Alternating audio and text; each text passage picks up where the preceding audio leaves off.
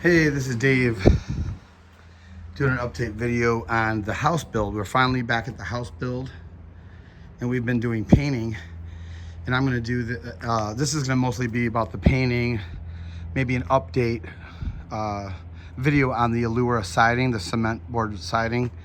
It's a good product. I'll get into like some of the stuff that the manufacturer says, stuff that we've had to deal with, and people can critique me in the comments, tell me that I'm doing some stuff wrong.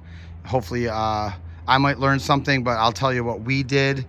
I've had people tell me that on some of their loose pieces they used a 15 gauge brad nailer to tighten it in, and we'll get to that. But anyways, we unfortunately sided the house about 2 years ago, and we got pulled every which way, and we weren't able to caulk or paint it for about 1.5 to 2 years. And a lot of people might say, well, that's why you had those problems, and that's true, some of them. Let me get into what we were dealing with. But I will start this off by saying this is a good product. I would recommend siding your house with this, but there are some things that you have to watch out for.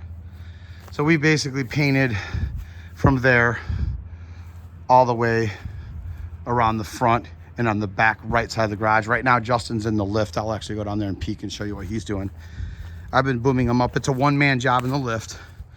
You're not up there enough time to really do with two guys, so he needs me down here to move him around. But let's start by saying, you know, the manufacturer, they give recommendations the best they can because the product hasn't been around forever yet. And there's a couple things. There's Justin up there. Say hi to YouTube, Justin. All right. So yeah, we just did a lot of stuff. We actually got that porch area done with the scaffold, and that was the last thing we wanted to do off ladders before it just starts getting, you could ladder this, but we have so many spots that need the lift like way up there. Why not use it for here? Well, anyways, we had some problems. Let me go show you. I'll try to find up close. Well, here's a great example. So we haven't done this wall yet. I hope that this sun doesn't bother the video. I'll get in here really quick and briefly.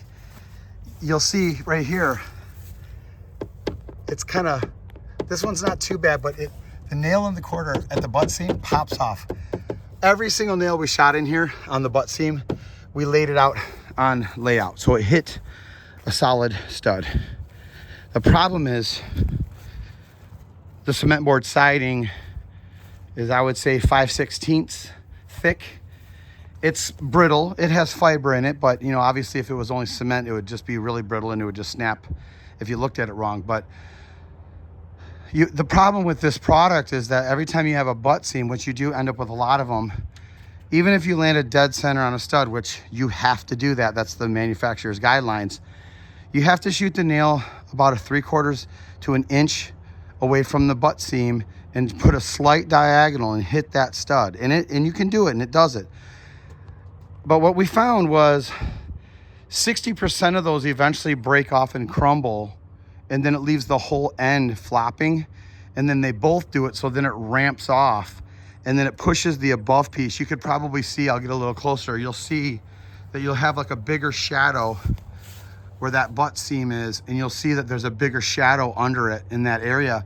So it's not the end of the world, but and then up on these gables, you might be able to see every single gable point, because when you first put them in, those points are nice and solid, and that's where I say partly my fault, partly the product itself. But it was tight, but then over time it starts curling out. The sun hits it. Now, if I would have caulked that right away, it would have held it. But how well it would have held it, I don't know, because some of it, I mean, you can't really rely on the caulk. We're using good OSI quad, but that stuff, it doesn't last forever, and you're going to have maintenance. So I guess for me to explain it the quickest way without ranting about it forever is they recommend 7-inch lap be only blind nailed. And my argument would be, if you're going to blind nail all of that, you're going to have problems. So if I could go back in time, I probably would have face nailed all of the butt seams. The nails, and I think the reason why they don't want you to face nail it is because I would say that out of 10 pieces, when you shoot the top corner, you're gonna have one that breaks the top corner off. So that would be a drag if you were doing blind nailing like you're supposed to, which is under the, like it's just where you can't see it. And the face nailing is obviously at the bottom. If you had 1 out of 10 breaking on the bottom face nailing it, that would be a problem, because then it's like you just ruin that piece. So it's kind of one of those things, like, what do? Do you make the product thicker? Do you put more fiber in it? Do you just keep doing what you're doing? But the only thing I could say differently is, if I was the manufacturer, I would actually explain more that this stuff will loosen, and only blind nailing on 7-inch overlap, it's probably not quite going to cut it. Now, with that said, I'll show you what we did. We had a mess. Oh, and by the way, they say since it's fiber cement, you will have very, very little expansion and contraction. That's partly true.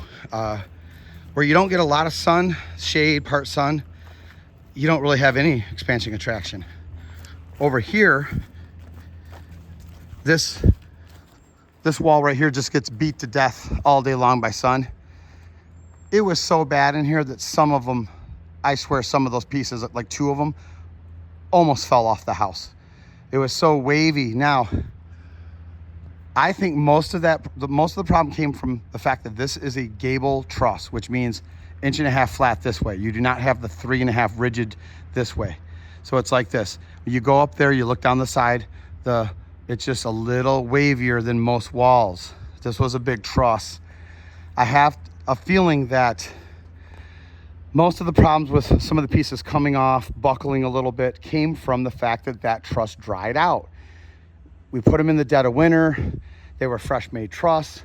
They probably had, I don't know, 20% moisture content in them.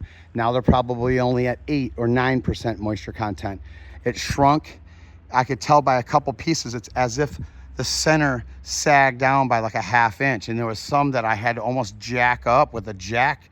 And then there's a couple micro cracks in here. But when you look at this, I could hold this here for 30 minutes and tell me where the one that just cracked right in half is, and you'll never find it, because it's just, by the time you caulk it, paint it, wood filler it, we have this face screwed everywhere. And from here, you can see them once you start getting really close. Let me see if I can find one, and I'll show you the technique of what we used. This is, I don't think you'll find another video that's detailed about HardieBacker or just fiber cement. HardieBacker is a brand name. This is Allura, very similar. I'm looking, and I guarantee you, I probably screwed in somewhere in here. A lot of times you'll get this, and then see these big cracks? You'll get cracks. They recommend, look at that crack. You should caulk it, but there's so many of them. And I think the manufacturer says you don't really want to caulk under it. But man, that's where bugs can get into. But a house this big, you're just gonna have some cracks on the undersides of them. But we screwed a lot of them in. And some of them, like, I don't know if you can see in the video, but right here, you can almost see the sheen from the way the sun's hitting it, where the screw heads are. We might have even put some there. And then there's one up above the seam. There's one right above. You can barely see it, but once you get about 5 feet away, you can't see it.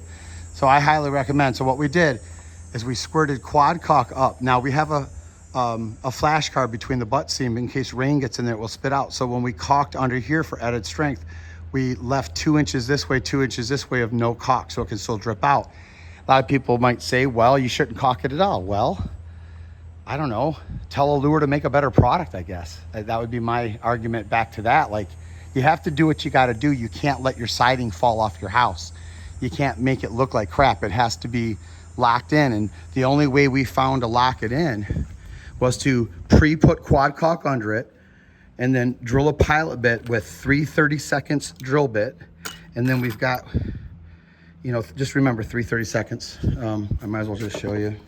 We just bought them. You can buy them in bulks, one specific measurement from on Amazon. But we just got a bunch of these. One bit is good for about 15 holes, maybe 10. Once it goes dulls, take some pliers and just keep breaking off the tip of the bit. The broken bit drills more holes in fiber cement board than the actual bit itself. So just remember that. You want to pilot bit, and you want to make sure that you pilot bit into the previous piece behind it. So a good example is we had a lot of these edges flopping out pretty bad. They get loose just over time. We just go up about 1 inch, so you still hit about 1/4 inch of that overlap because it's 1.25 inches up. And then you want to come about an inch away. You don't want that breaking off. I think I had one break off on the whole job, just a learning curve at the very beginning. I got a little too close to the corner. You know, so about an inch in and about an inch and a quarter from the edge of that. And then if there's a big gap and you can get a small tip from, like you cut your quad tip small, get it up in there, but not too far because you don't want to go off your inch and a quarter. And then that screw will squeeze it in, wipe this out. We've been using shop rags, like the bluish shop rags, dipping it in paint thinner, just wipe it off a little bit. That will, and then once that's in, you quad caulk the edges, and that just holds it in forever. These used to be really brittle sounding, like really like slapping and brittle, and now it's like a dark, dull sound. So once you screw it in, then once you pilot bit it, and we noticed that if you pilot bit straight in, if you hit only 1/2 inch OSB, it'll strip out. So we went on a slight like 10-degree curve, and they just ran T10 bits in, 2-inch small head screws, T10. And then we hit it with 2 coats of wood filler. And it's just the basic wood filler that's for exterior, interior. I